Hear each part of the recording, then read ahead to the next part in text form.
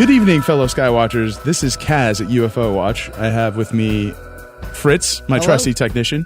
Dials and digits man. He's a numbers man. Oh, let me tell you what we're doing, Fritz. We are watching the skies because they are active. They are alive, those skies. Not only gases, burning gases, things kind of, floating around, but unidentified things. Things that you wouldn't even know about, that I don't know about, that no one knows about, but we see them and we want to know more about them. Absolutely.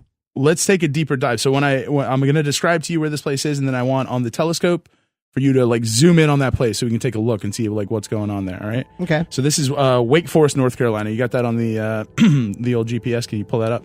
I do now. Wake Forest, North Carolina. Give us a little peep over there. See what they're looking at. Their temperate climate looks like, right? They got a nice area over there. It's super nice. Wake That's Forest. a nice area. There's a college up there. It's a nice area. But on September 28th at about 10:10 p.m., a witness outside of there experienced something that was a little disconcerting to them. Let's not call it not nice, but it was unidentified. The quote from this story that I'm reading off of the MUFON website by reporter Roger Marsh was, "I live in a rural area approximately 20 miles northeast of Raleigh, North Carolina, near the town of Wake Forest. My daughter had been over for dinner, and as she was getting ready to leave, I escorted her outside to the car. We were standing outside carrying on a conversation when, in the distance, I heard the approaching sound of a helicopter. As I look towards the sound, I see the lights of the helicopter approaching. And by the way, they were blue, which, a little weird, I guess, right? Helicopter, especially if it's striking to you. I see helicopters all the time, so it's not really a big deal, but we live in kind of a relatively metropolitan area.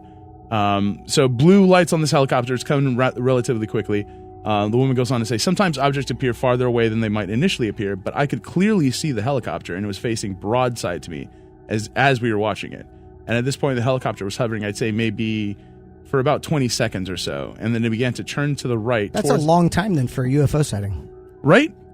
20. Also, just for a helicopter to kind of be hanging out with blue lights in an area that you're not accustomed to, I'd already be weirded out by this. So the helicopter turns to her towards the position and begins to accelerate rapidly, the witness says.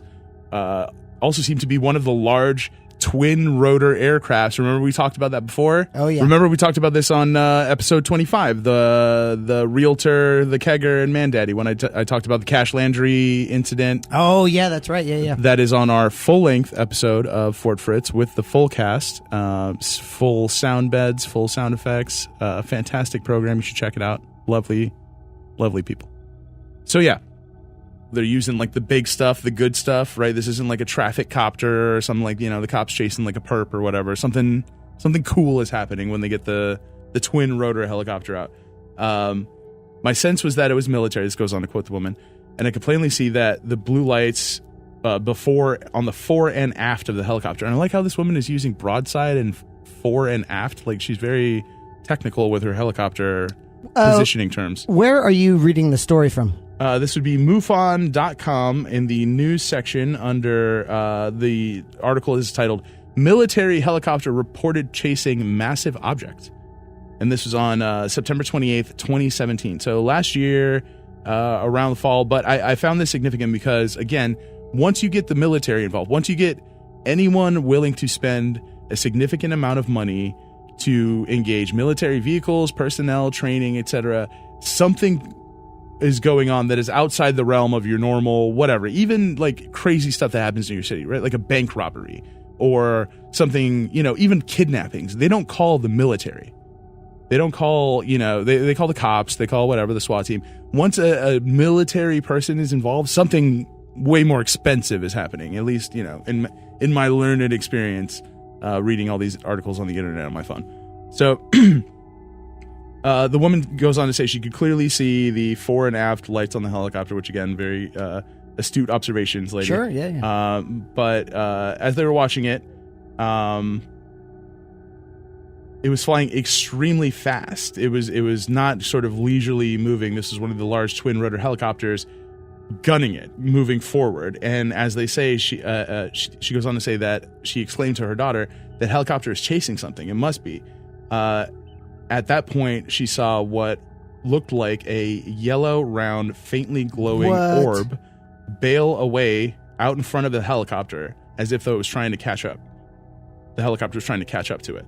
So this military, what one could only assume would be a military helicopter was chasing this other UFO or this thing, this light source in the sky, and these two women happen to be standing outside in their front yard. So if it was a light source, it wouldn't necessarily be a UFO, right? It would be something else. Right. I guess that would be an unidentified aerial phenomenon. Fritz is what you're referring to. So what is that? UAP. A UAP? A UAP. So that's pretty much when it's not like an aircraft. Right. Well, because like Northern Lights could be exactly. Well, it's not unidentified. I guess that's identified.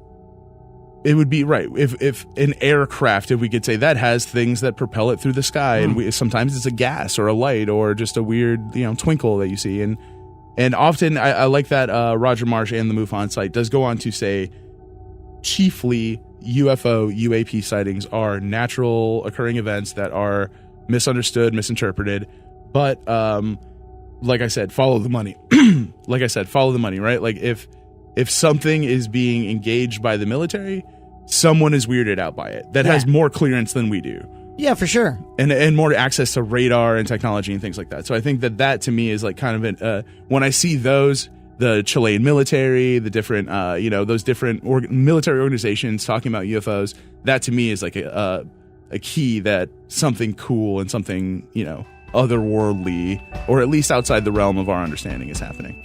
So Wake Forest, keep your eye on the sky, and Fritz, go ahead and pull the telescope back in because it's going to rain and we're going to need to batten down the hatches at the fort. But good talk, and we will see you guys next time.